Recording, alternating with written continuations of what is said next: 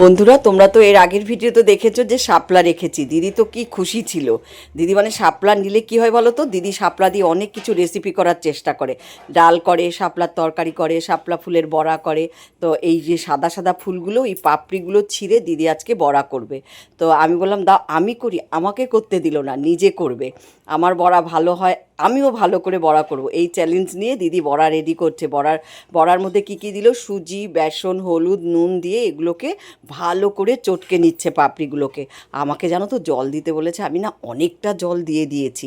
এবার দিদিকে বলছি কি যে জলটা তুমি দিয়ে দিয়েছি, দিদি আমাকে বকাবকি করছে, সত্যি জলটা বেশি পড়েছে। আমি বললাম না না, সুজি আছে তো, দেখো সুজিতে টেনে নেবে। আর সত্যি সত্যি দিদি বলছে না গো, ঠিকই জল তুমি ঠিকই দিয়েছো, সুজিতে জলটা টেনে নিয়েছে। আর এখানে গ্যাসে আমি কড়াই বসিয়ে দিয়েছিলাম। গ্যাসে যে কড়াইটা বসিয়েছি এটা কিন্তু একদম লোহার কড়াই।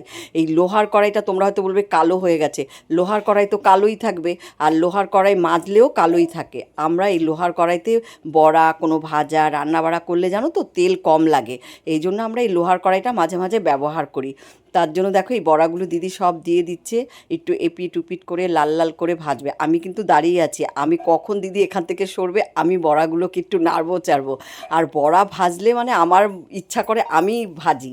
দিদিকে আমি সবসময় বলছি একটু আস্তে আস্তে ভাজো, লাল লাল হোক তারপর। তোমরা এই বড়া একবার বাড়িতে ট্রাই করতে পারো।